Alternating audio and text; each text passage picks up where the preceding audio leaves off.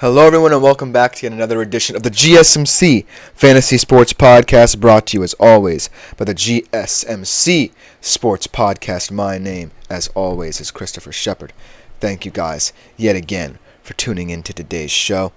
And we should have another well-rounded show of player profiles and prop bets for you. Happy Wednesday to you all. I hope this show gets you over the hump of hump day. And it should really be a show filled with intriguing options for everyone, whether you're a fantasy fan or someone who likes to bet. We begin with our first college football player profile of the day, and then we will continue to our prop bets. But before we get to any of our segments, I do want to remind you to like, follow, and subscribe to the show on the network. It is greatly appreciated by all concerned. We also do receive a ton of tips and donations, so if you do feel so inclined, please consider leaving them at the link gsmc.cloud. It is a huge support to both me and my fellow podcasters, and ultimately the network as a whole. You can also leave any questions, comments, or concerns about the show at the link, and they will be answered and addressed at the beginning of the next episode. Without further ado, let's jump right into our college football player profile. And I wanted to select a guy to start off today's show who's definitely going to be talked about a lot more heavily come fantasy college football draft time. But perhaps the start of last season, no one really knew who he was or what he could be. Mainly because, for the first time, what felt like a long time as well, the Alabama QB situation seemed to be up in the air. And Jalen Milroe had not cemented himself as the steady option. However, as the season progressed, he quickly improved on the things that make him special, and as a result, Alabama advanced to the CFP College Football Playoff, upsetting Georgia in the SEC Championship game, and coming down to a fourth down goal line stand from Michigan away from reaching the actual championship game. That just shows the testament and will of a player like Jalen Milroe to stick with it till the end in Nick Saban's final season and send him out with some modicum of success, even though it did not end up in championship success. Now is a new horizon for him, though. A new head coach in Kalen DeBoer, a guy who everyone knows has the potential to create a fantastic offense, as he did at the University of Washington, and now he has new player personnel as well. Gone is Isaiah Bond from last year. One of his leading receivers is one of his go-to targets. Gone is Amari Niblack. Both of them are now on SEC rivals Texas. How will Kalen DeBoer really break in these young receivers, and how will Jalen Milroe as well, most importantly, break in these young receivers? Without further ado, let us jump right into the fantasy college football player profile of Mr. Jalen Milroe. Like I said, Jalen Milroe had very specific traits that I believe weren't tapped into as early as people, or Alabama fans in particular, wanted to. Because of the fact that nobody really knew if Jalen Milroe could balance both his abilities as a dual-threat quarterback with the verticality that a lot of Alabama football has predicated itself around. Nobody really thought that Jalen Milroe would take the next step. However, throughout the season, like I said, he averaged 10 yards per attempt, finally getting some success throwing the football down the field with a 65% completion percentage. Throughout his campaign, he had 2,834 yards, 23 touchdowns, and 6 interceptions. Obviously, not at the lofty goals of 3,000 yards, but remember where he was. And for where it ended up, that's fantastic for him, and it shows a steady progression. His best performance in terms of fantasy, let's point this out, was against LSU. That's right. Obviously, the LSU defense isn't good, but it's still a top 15 team last year. And there's Jaden Daniels. So him almost outplaying and matching Jaden Daniels was very impressive. 48.3 fantasy points from 15 for 23 passing, 219 yards. Obviously not the best passing stats, but here's where he made his money. On 20 attempts, 155 rushing yards and 4 TDs. So that just goes to show that not only can Jalen Milroe become fearsome as a passer, He still has the ability to break down defenses with his legs. He's almost like a second running back. However, his worst game in terms of fantasy was that CFP semifinal against Michigan. Only 8.9 fantasy points, only 16 for 23 for 116 yards. And so you can see the downsides and upsides immediately for Jalen Milroe. Unlike any other quarterback in college football, in my humble opinion, in terms of the drastic duality of where he was and what he can become. And now, understanding that he's no longer under Nick Saban, maybe that caveat is more positive than people think, but I also think it can be a negative. Because being as to how he was Nick Saban's last quarterback, and how he was just becoming his next project, this big experiment, and Nick Saban hadn't really trusted right away. I think it's kind of dangerous to now suddenly believe that momentum can carry over with Kalen DeBoer. But let's not forget, Kalen DeBoer really helped Michael Penix Jr. evolve his own game. And now, Jalen Milroe isn't just another example of a guy who can really evolve as well. And so, if we take this full season as a small sample of what Jalen Milroe can become, a lot of people will say the sky's the limit for this kid, and a lot of people will be skeptical. I prefer to lay in the former camp, but there are ways where I can be swayed. For example, let's talk about Kalen DeBoer's influence in terms of the transfer portal, both positively and negatively. He was able to bring in Jeremy Bernard, who was with him last year, albeit in a very top-heavy wide receiver room, so he did not get a lot of playing time. But he still had a decent season for a Washington Husky wide receiver not named Odunze, McMillan, or Polk. Then you have guys like Kobe Prentice and Kendrick Law who haven't really broken out yet into Alabama's system. Kobe Prentice is still kind of a young guy. I believe this is his junior year. He did average in the teens in terms of yards per catch, but he only had 18 catches last year. That's the caveat. Can you bring out the best traits in these wide receivers, but in bigger sample sizes? Can Kobe Prentice sustain that through a whole year? That's going to be the thing for Jalen Milroe and Kalen DeBoer as well. There has to be a connectivity between both quarterback and coach and both quarterback and wide receiver.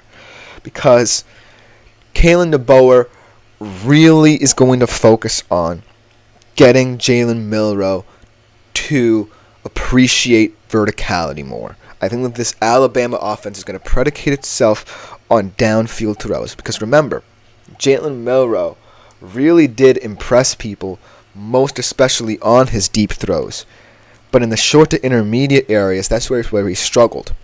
And it's kind of a similar situation with what Michael Penix Jr. was dealing with. He was a fantastic deep thrower, but there are some areas in his short to intermediate game that just need to be improved upon and developed.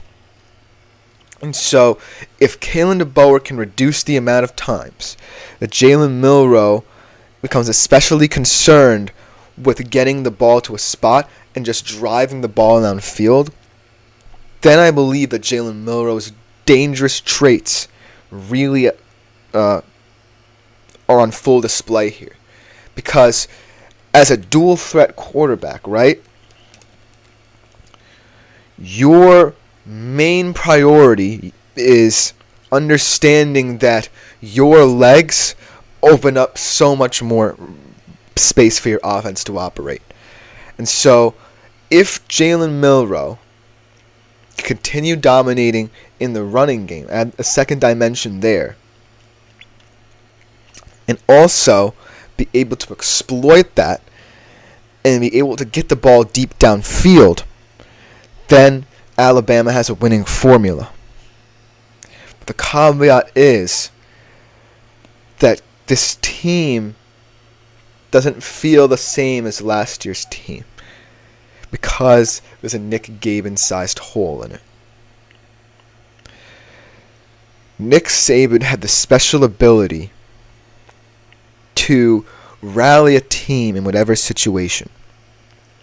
no matter who was at the QB position, no matter who was at any position at all, really. Nick Saban was able to bring out the best in them because he understood that college football isn't always about wins and losses. It's about playing with passion. It's about understanding your role, and it's about discipline first and foremost. If Kalen DeBoer can assume that role, not just becomes more Saban-like in his beliefs, but also be able to say that, hey, we lost a lot of production because Saban left, but it's a new start. It's a new horizon. Then Alabama and Jalen Milroe will have untapped potential for many years to come. But Nick Saban certainly set a precedent for whoever succeeded him. To show no signs of weakness, to understand the players that you have in your camp, and most importantly, to get the best out of them, even if they don't believe it. And so, Jalen Milroe is the perfect archetype for what Nick Saban wants out of a player. Kalen DeBoer also has to realize that as well.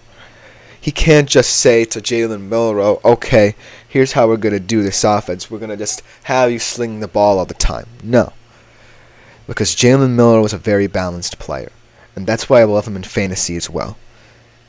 When we talk about dual threat ability in college football, there are very few like Jalen Milroe.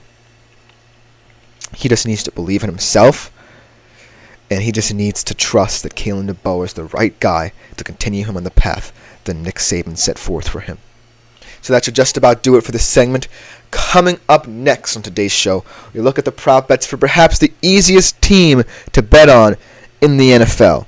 You definitely don't want to miss that segment right after the break. I feel like I'm losing my mind. Is everybody in the world blind? Please, Lord, give me a sign, a sign.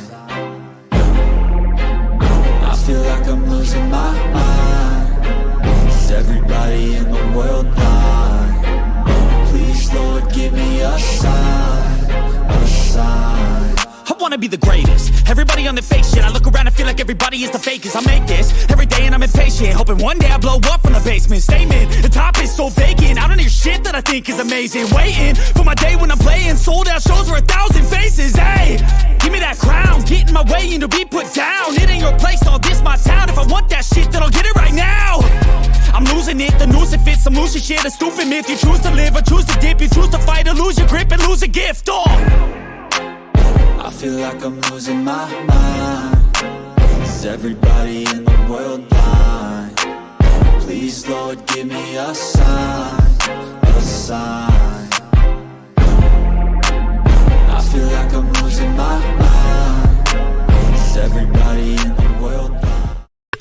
Welcome back, everyone, to the GSMC Fantasy Sports Podcast, brought to you as always by the GSMC Sports. Now, before we get into our second segment of today's show, I do want to remind you guys yet again that if you do feel so inclined, please consider leaving a tip or donation at the link gsmc.cloud.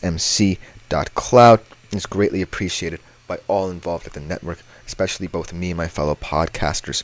You can also leave any questions, comments, or concerns for the show, and they will be answered and addressed at the beginning of the next episode. Without further ado, let's jump right into the first of one of many prop bet segments for today's show. And let's start off with perhaps the easiest team to bet on in any sport, really, in recent memory, the Kansas City Chiefs. Oops, wrong team. The Kansas City Chiefs, if you really think about it, have become so easy to bet on, mainly due to their almost laughable dominance. No matter what situation they're in, you always feel like they're going to overcome it. Last year we saw it especially. A lot of people perhaps did not place bets on the Kansas City Chiefs to win the Super Bowl or the AFC as often as they should have. But you can never doubt Patrick Mahomes and Travis Kelce. As long as those two guys are together, the Chiefs are always the safest bet in all of sports, in my humble opinion. And thinking about this year, right, and how the landscape of the AFC has changed, I really think the Chiefs' streak of positive betting odds and positive betting numbers will continue. Because when I look at the AFC, and I look at the teams that you often consider at the top, there's really no one, maybe outside of Houston, that I'm really scared of in every department as Chiefs. I look at the Bills. They lose Stephon Diggs and Gabe Davis. They don't really have a trusted number one yet. Keon Coleman might be, but he's just a rookie. I look at the Texans. I look at the dynamic in the wide receiver room. How is Stephon Diggs going to fit into a wide receiver room that already seemed set? I look at, say, the Jags, who are also going to be competing in the AFC South. I don't really like the receiving room at all outside of Evan Engram. I look at, say, who would be a good the Ravens. How does the dynamic in the running back room change? How do you incorporate Derrick Henry into this offense? I look at the Browns. Deshaun Watson's perhaps the biggest question mark amongst all the QBs in the AFC for a contending team. And so, I think that out of all the teams in the AFC, even though it feels weird to say, the Chiefs have perhaps the least questions. And thinking about that dynamic, and thinking about how the betting market will try and be as volatile as ever, to dissuade people from the notion that the Chiefs will always be there, I think there's no safer option than to consider the Chiefs. Because if you don't, then that's when bad things happen. So to start it off, let's talk about the Chiefs winning both the AFC and the Super Bowl at plus 600. The reason why I believe that this double kind of bet is perhaps the best one to make. Consider the fact that of all the contenders that I talked about, the Chiefs play in the easiest division. They truly expect that in those 2 games against each of their divisional opponents, they could easily come away with 6 wins. Not many other teams can say that in the AFC. Not many teams can think that they have 6 easy wins within their own division. Look at the AFC North. It's the deepest division in all of football right now. Look at the AFC East. Who knows if the Bills will even win this division? The AFC West is always the Chiefs to lose. Perhaps the Chargers could challenge because Jim Harbaugh's there now. Perhaps the Raiders in a couple of years will be talented enough in the Antonio Pierce era to challenge as well. When I think about the Chiefs, there's no easier path within their own division because that's the most important games that teams tend to focus on than the Kansas City Chiefs right now. And in terms of the Super Bowl, if they get to the Super Bowl, there's a huge chance they're facing 1 out of 5 teams that could claim to be the NFC's best. Because no one truly knows how cemented the NFC is. Everyone's talking about, the Lions are separating themselves from the pack. The Eagles will be back with Saquon on their team. The Packers could be a surprise. The Cowboys, maybe this is their year. But no one has as cemented a mindset surrounding the NFC as they do in the AFC. Because in the AFC, you're looking at only 1 or 2 teams in all reality who are true Super Bowl contenders. The rest are just playoff contenders. But the AFC is certainly harder than the NFC, if you consider that. And if we look last year, the Chiefs certainly had a lot of luck on their path to the Super Bowl. They were able to play the Dolphins at home in a cold temperature setting for Tua. And on the road against the Ravens, they ultimately relied a lot on the Ravens' mistakes. But at the end of the day, this Chiefs team is so much better than where they were last year. They added Marquise Brown, they added Xavier Ward, they added the speed that they wanted in this lineup. And they still have Travis Kelce, and they still have one of the most underrated defensive setups in the league, with one of the most underrated defensive coordinators in the league. So it would almost seem foolish to not at least consider the Kansas City Chiefs as a team to look out for. Now let's talk about some players. Let's talk about Patrick Mahomes. As it stands right now, the money line on his bet to win MVP is at plus 475. There are several others around him who have better odds. But when I think about a player, right, who truly is the most valuable player and how it will carry over into next season especially, now that it seems as if he has better options than ever at his disposal, it's Patrick Mahomes. Without Patrick Mahomes last year, the Kansas City Chiefs would never have gotten to the Super Bowl. That's how valuable of a player Patrick Mahomes is. A lot of people forget it just because he's become such a name in the NFL. And the brand that he's created around him, the noise that he's created around him, everyone's starting to truly get to understand him as potentially the next great of the game. I think that Patrick Mahomes really, in some departments, is a little bit undervalued. And it's weird to say that because when you think of Patrick Mahomes, you immediately think of one of the biggest stars in the NFL. But consider what happened last year. There was so much frustration and tension with how his wide receivers were performing that nobody thought that even Patrick Mahomes would pull them out of the morass. Going into the postseason, nobody expected the Chiefs to really do anything outside of maybe beating the Dolphins. They all expected Baltimore to win it. But doubting Patrick Mahomes when he's at his best. This season he'll have much less doubts, much better team at least on paper, and a chance to do something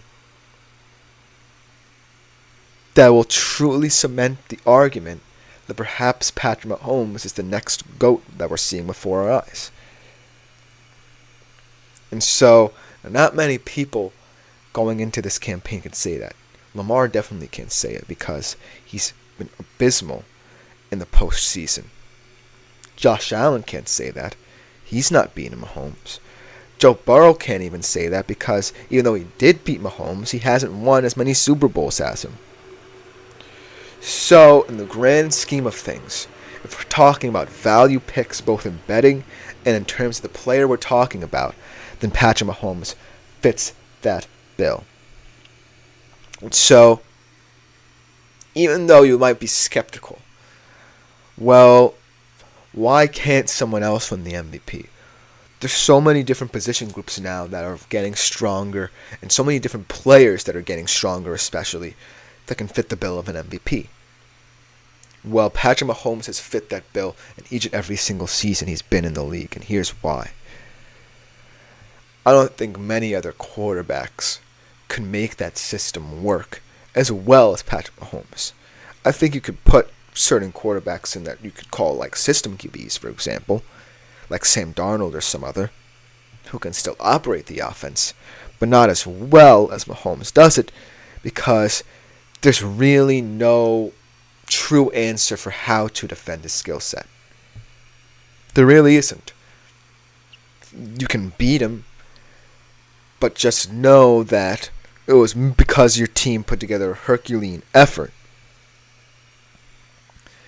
Patrick Mahomes, at the end of the day, just holds so much weight that it would be even more foolish to at least not consider him when you're making these bets in this MVP race than for the Chiefs to win the AFC or Super Bowl.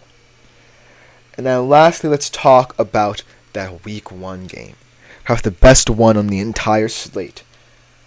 The rematch of the AFC Championship between them and the Ravens. And when you think about these two teams, and you think about what this game will mean come the playoffs if they meet again, this game is perhaps more important than any Week 1 game in recent memory, because the Ravens want to dispel the notion that they can't show up against big teams or in big-time moments. And the Chiefs want to A, show their new-look offense, and B, truly prove that their early season struggles last year weren't a fluke. Because the Chiefs are a consistent team throughout the entirety of the year. There's no one truly stopping them. And so I think this game will truly be a testament of how both of these teams will progress. I've taken the over on this game. It's at 46.5 points. Because both teams are going to want to prove a point. One way or another. Both teams have drastically changed their offenses as well. So we're going to be seeing new looks. And at the end of the day, these two teams, but especially the Chiefs, have something to prove. That their dominance can be continued for quite some time. And because of that, I think that you should be rushing to where you bet, sportsbooks everywhere, to pick the Chiefs every single time until the day Patrick Mahomes retires. That's as simple as that. But coming next, we have their AFC West rival in the Los Angeles Chargers, who also have a new look to them as well, and we can see if that will prove fruitful for them after the break. Looking for your daily fix of sports talk without having to pay for it? GSMC Sports Network is available on YouTube. Just search GSMC Sports Network. Get your fix of daily sports talk shows on YouTube, absolutely free. NFL, college football, NBA, MLB, MMA, UFC, fantasy football, and so much more. GSMC Sports Network has shows running all day long, with new sports shows starting every 2 hours. Just like on your favorite cable sports channel, except GSMC Sports Network is absolutely free. Just search. Hello everyone and welcome back to the GSMC Fantasy Sports Podcast, brought to you as always by the GSMC Sports Network. Hope you guys are enjoying the show thus far. We are now transitioning from the quote-unquote cream of the crop in the AFC West to a team that's trying to become just that. Now we think about the LA Chargers over the years, and we think about how they've underperformed their expectations. We think about a team that certainly feels as if they should be farther ahead than most other teams in the AFC. They certainly have the quarterback. They did have the wide receiver talent, and they do have the defense. One of those things is gone right now, but I don't think it will matter because, as we all know, their new head coach, Jim Harbaugh, is going to want to preach a more run, smash-mouth, heavy football philosophy. And so, when I think about the Chargers, they really are an oddity in terms of betting on them. Because if you believe in Jim Harbaugh's philosophies, well, it's kind of an interesting proposition to consider, because why would Los Angeles Chargers take away one of Justin Herbert's most important assets to focus on the run game?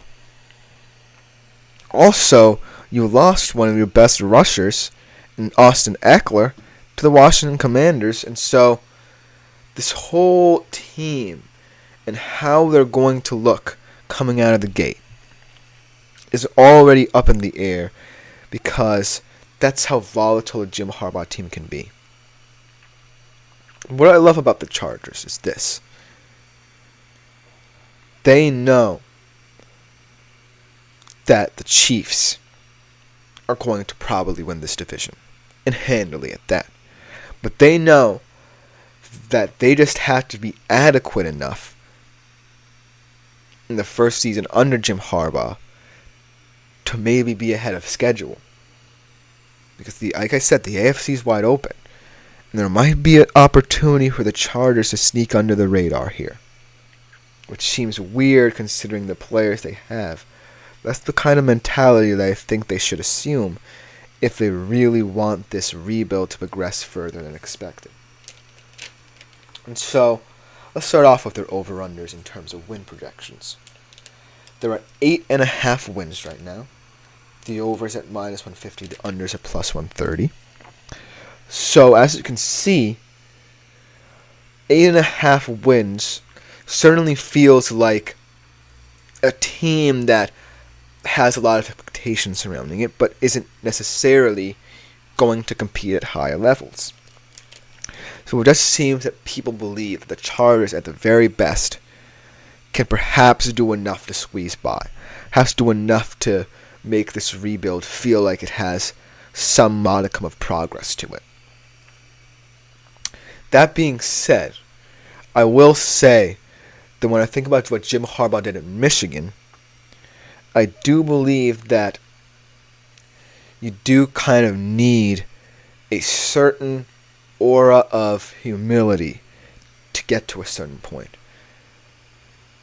Can this Chargers team that under Brandon Staley really got hammered into them that they can do no wrong, or that they should trust the coach and he'll lead them to the promised land? Can't they become players that buy into a Jim Harbaugh philosophy that might not seem as appealing as some other teams? That's going to be the difference between if the Chargers truly are a dark horse contender or just a team that's already rushing their rebuild too soon. And so that's why the Chargers are so confusing and confounding to bet on, because you don't really know which version you're going to get.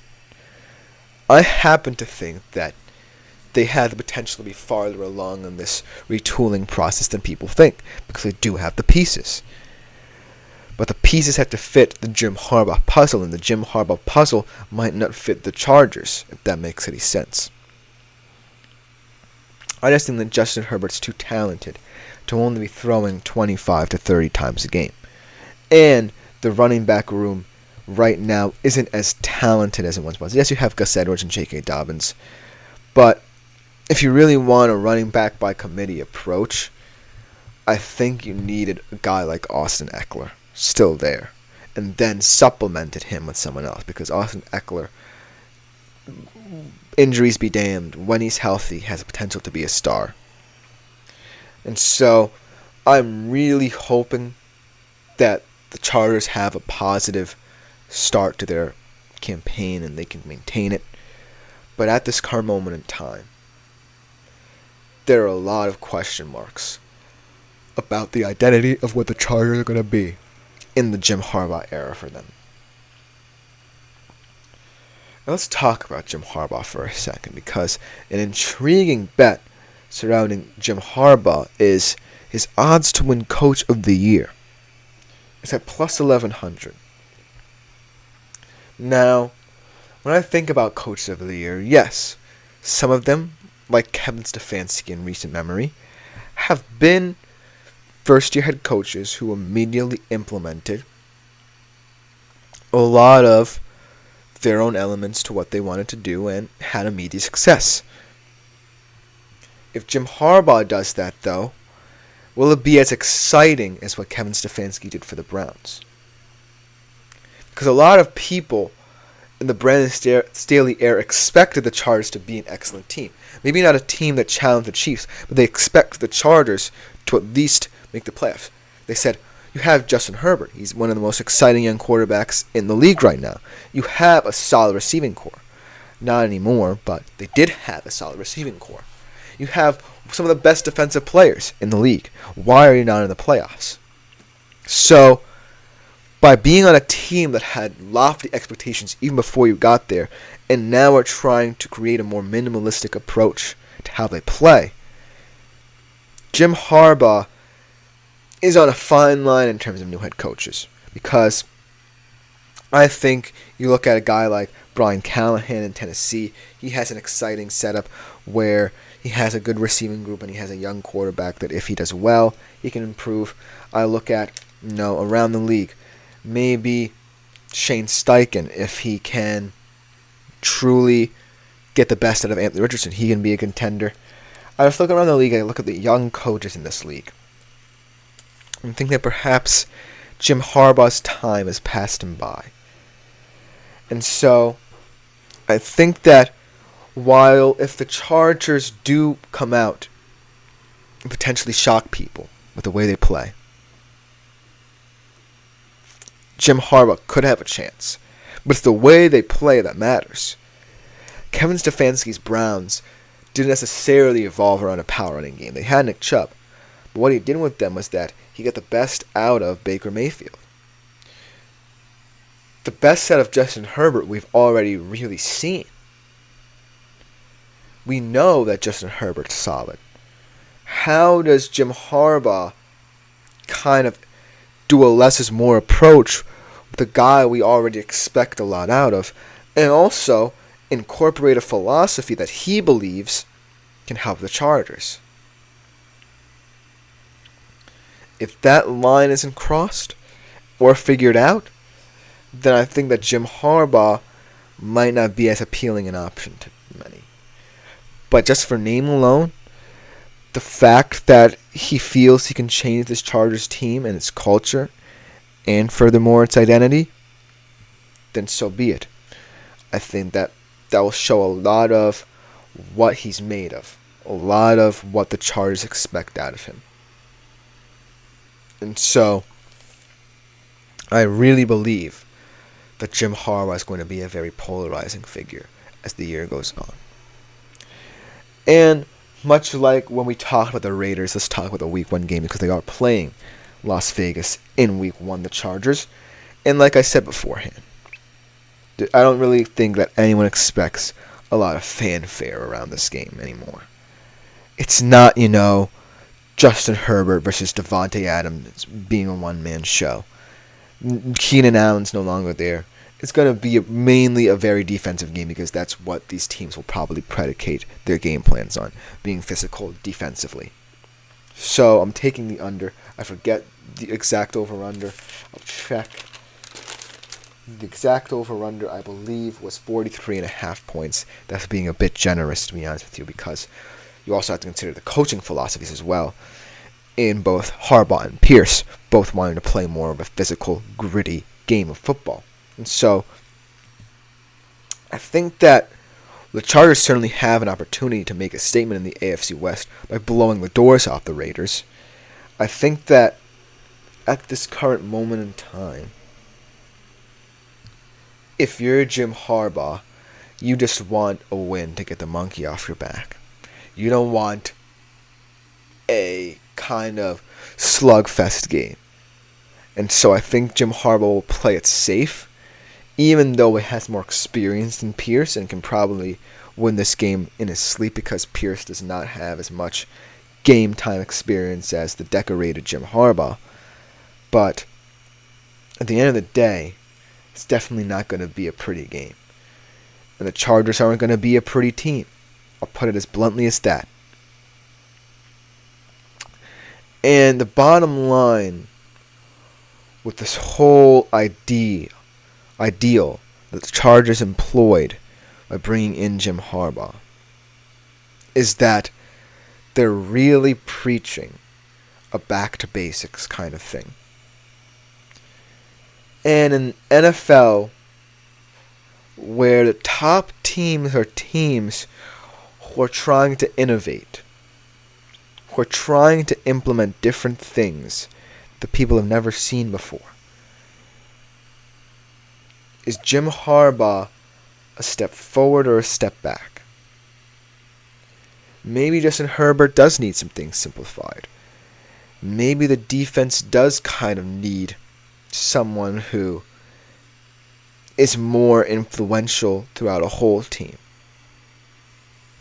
And so, Jim Harbaugh, and the reason why such a polarizing option as your coach going forward, needs to understand that he's standing the test of time right here. You can win, yes, with power running in college football because, college football, the players aren't as evolved and you can exploit that. This is the NFL. This is where progress gets to be made. And so Jim Harbaugh, yes, he can come in and change everything, but there needs to be an understanding that he can't spoil the best years of what the Chargers are, because Brandon Staley already did. And so he needs to immediately figure something out where all the players in the Chargers can come together and potentially shock some people. That will just about do it for the Chargers. Coming next, we transition to the AFC East, another very intriguing division. We talk about the Buffalo Bills and what they could be heading into next season. We'll be right there after the break.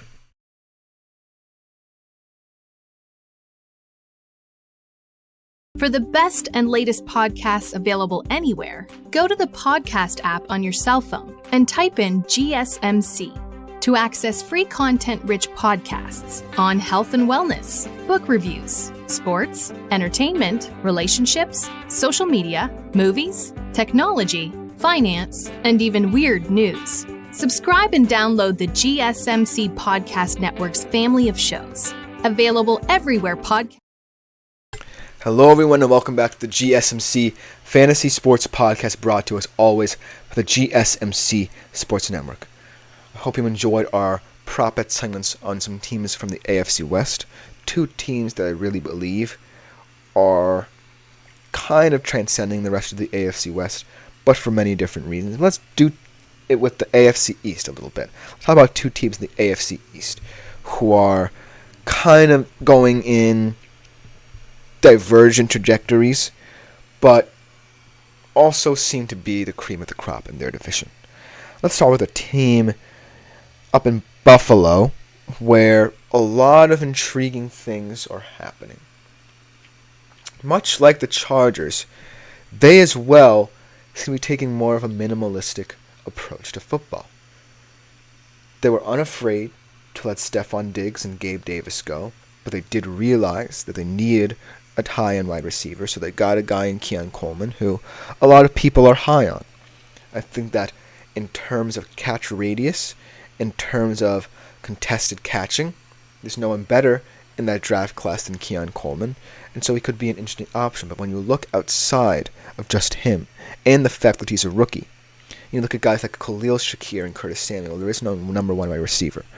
And so the reason why I say the Bills are headed to our minimalistic approach is because, well, in fact, they did. Last year, in order to get to the playoffs, to win that insane stretch of games, to even have a chance, they realized they needed to minimalize. And they were really focused on being more comfortable with less is more. And in that case, Josh Allen, much like what Justin Herbert could be this year, if Jim Harbaugh gets his cards right, became much more, not necessarily passive, but more connected to the idea that offense isn't all about flinging the ball down the field. And so, while I think the Buffalo Bills can be just fine in terms of offensive production, is because, well, they don't necessarily see themselves anymore as a team that needs to throw the ball down the field. That's the thing. They always knew that the caveat with Josh Allen, the cliche with him, is that he would always have some turnovers in his game. Reducing that and making him more comfortable and making everyone in the offense more comfortable ultimately became the Bills' mantra, and that's why everyone in the Bills organization really came together and identified that. And so the reason I'm a little more high on the Bills as well is that the Chargers just don't have the same kind of talent that the Bills do, and the same kind of success that the Bills have had. And I'm looking at the Bills over-under at 10.5. And I'm thinking, well, it's kind of appealing to take the over, right? Because the Bills, as long as they have, Josh Allen, and as long as, you can throw for gaudy stats, you can say that they can do just enough to get there. But then I think about what this offense needs to do in order to get to the level of some other offenses in the AFC. It might be a bit scarier. They need to truly break in Keon Coleman. They need to believe that Curtis Samuel or Khalil Shakir is a number 2 receiver, and a solid one at that. And they need to believe that should they truly implement this more minimalistic approach to their style, that everyone involved gets a chance to have a say in it. And so, when I think about the steps the Bills need to take to really achieve a level of success in offense that everyone is happy with, it's a lot more than other teams. Yeah, the Chiefs have to break in a couple of people, but isn't that what Patrick Mahomes did last year? He understands what it takes to break in a receiver. He understands the time now that his ordeal of last year happened. It's the first time in quite some time where Josh Allen really hasn't had a high-end wide receiver. He's always had Stephon Diggs, but he's never had a wide receiver room where nothing was as solidified as now. And so, at minus 145, the under certainly feels as if it's the safest bet. And when you go furthermore into the Bills as a whole, I think now is the time more than ever where I can start to see signs of them regressing. It's not just due to internal things, it's due to external factors as well. The fact of the matter is the AFC is just getting exponentially better. The Bengals will be back. Joe Burrow's healthy, and if he stays healthy, the Bengals are always dangerous. The Ravens, they continue to get scarier. Like I said, the Chiefs are always there. The Texans, a new team coming in. Maybe the Colts. Maybe the Jaguars and Trevor Lawrence get back into the AFC South. So all of these teams that have more optimistic approaches as to how they view this season. And then the Bills, who lost so much production for a quarterback who, while he certainly understands having a less is more approach, he definitely does have more verticality to him than others in the AFC. To immediately have to break in so many different things, understand the nuances of perhaps a new look offense, it's going to be difficult. And I don't think that in the AFC it's going to be as easy as it was several years ago when everyone was just trying to get their feet wet and beat the Bills. There are teams now that can beat the Bills. We'll talk with the Jets in their last segment of today's show. We think about the Dolphins as well. And there are teams in their own division now well primed to overtake them because they have less question marks. And so, while you always think the Bills have a solid chance of being one of the best teams in the league, reaching that 10-win threshold at the very least, at the bare minimum, this season just feels a bit different to me. Another popular bet is that Josh Allen will have under 4,000 yards. When you think about it, that should hold true. I don't think Josh Allen's going to be as kind of gunslinger as people expect this season. They realized last year, the Bills, like I said, that Josh Allen can't always be the star of the show. And this year, even though it seems like he should be, I think the best way forward for the Bills to continue having a less is more approach, because right now, in a league where everything's going forward, maybe it does make sense to move back. And I think the Bills are better equipped to do it than the Chargers because the Chargers have a new head coach, and the Bills just have more experience, at least in their coaching department. But when I think about other quarterbacks in the AFC as well, I think that their mindsets are constantly evolving to where they understand their comfortability. I'm not sure Josh Allen has a certain sense of comfortability in doing different things than, say, a Lamar Jackson, who last year really tried to find some success throwing the football on the field, or, say, a Joe Burrow, who really has the potential to be a vertical threat, but understands that less is more, but also has that in his arsenal, that deep throw. Does just Josh Allen have the nuance to really buy fully into this system? I think last year, he had no choice, and sometimes it felt forced, especially, against the Chiefs, I would say, where he really kind of got lost in the moment and wanted to push it a little bit. But at the end of the day, in order to get over the hump, Josh Allen needs to understand that there's two sides to the coin. Excuse me. He needs to understand that there's a plan A and there's a plan B. And plan A hasn't always worked. It hasn't worked to get them to the point that they want them to be at. It hasn't worked to get them to the Super Bowl.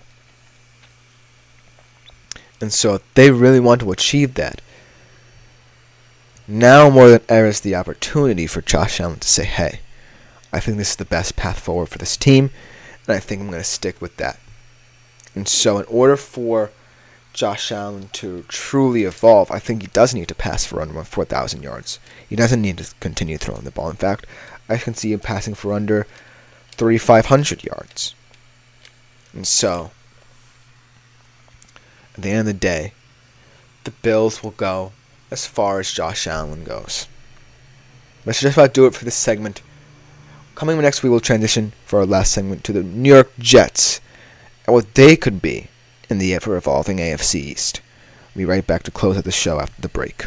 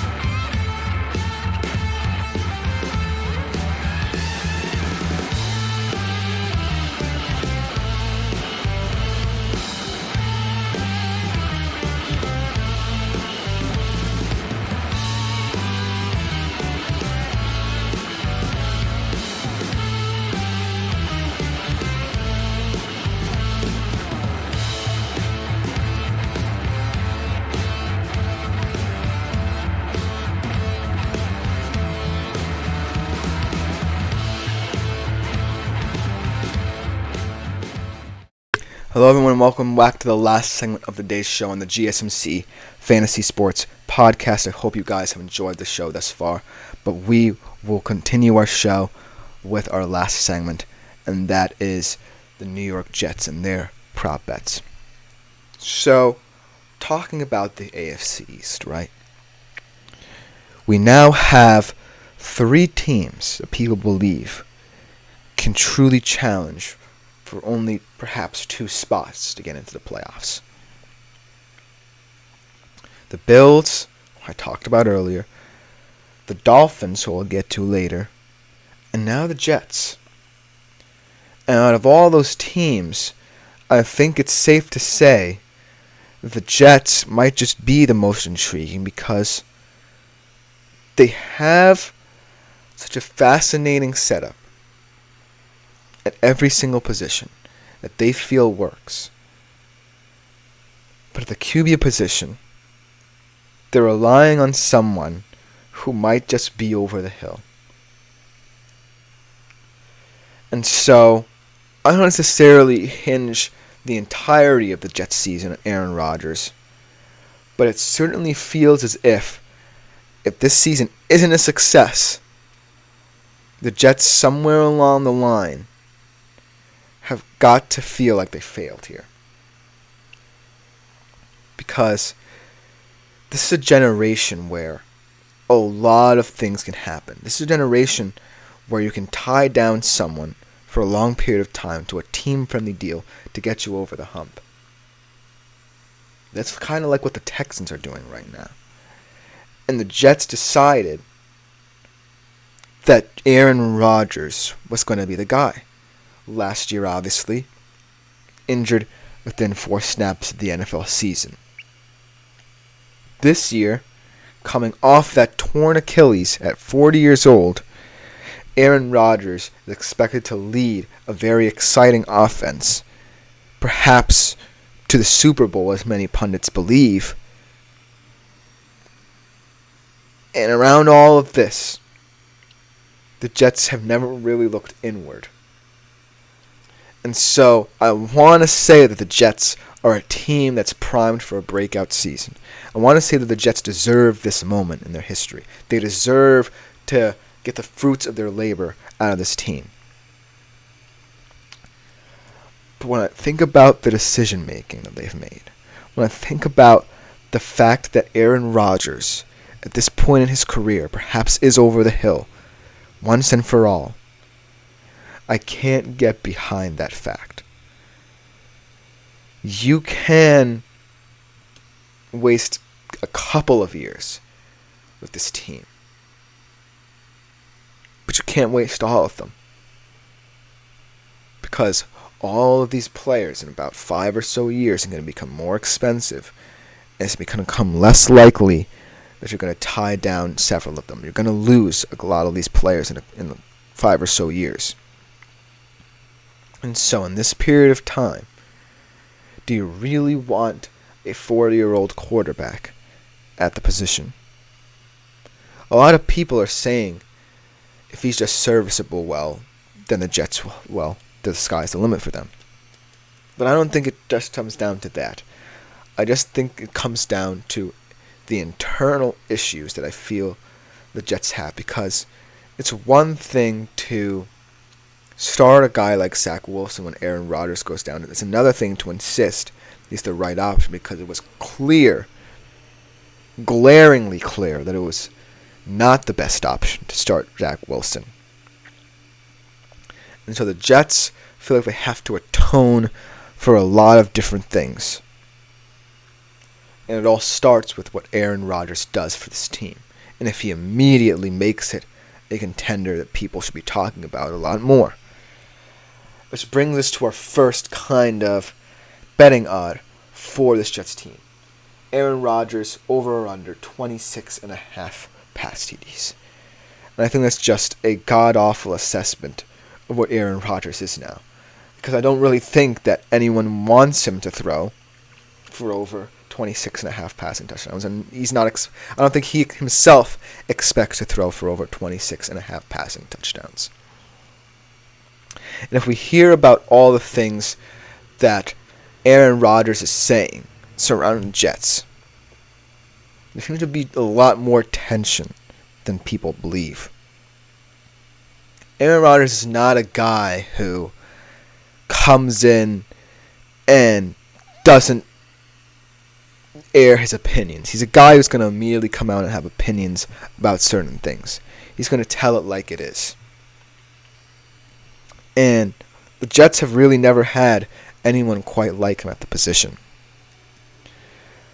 And this kind of blends into the internal issues, because if Aaron Rodgers is calling out certain things, how will the coaching staff react? Because at the end of the day, they feel like they have power, but in all reality, Aaron Rodgers always will have more power than many NFL head coaches in terms of decision making. It's just because of how experienced he is in this league. And so, even when I look at this kind of betting line, a minus 125, I would have to say that in order for Aaron Rodgers to even be anywhere near the 20s, he would have to immediately diagnose the weaknesses, not just in the team itself, but in the coaching staff, and he has to address them quickly, because there needs to be a culture where everyone can get behind Aaron Rodgers, because if Aaron Rodgers does not see something he likes, that frustration and tension will show in his play. So Aaron Rodgers needs to have at least something to his liking to grab hold of, to really point out, to really make him stand out, that will get him anywhere near this number, because at this current moment in time, it doesn't seem like it. 26.5 touchdowns is gaudy for anyone. That's a lofty expectation to place on someone who feels as if their dissatisfaction is real on the New York Jets, where everyone's expecting him to do well. And so that's definitely going to play a role. Let's talk about the week 1 over-under against the San Francisco 49ers. Oh, this is going to be a fascinating storyline here. We're talking about one of the best quarterbacks over the past decade over one of the best new quarterbacks in the league. And we think about how the Jets and 49ers have built their teams. And we talk about how both of these coaching staffs have gotten to the points that they are at. It's almost laughable to compare the Jets to a franchise that's so well run like the 49ers.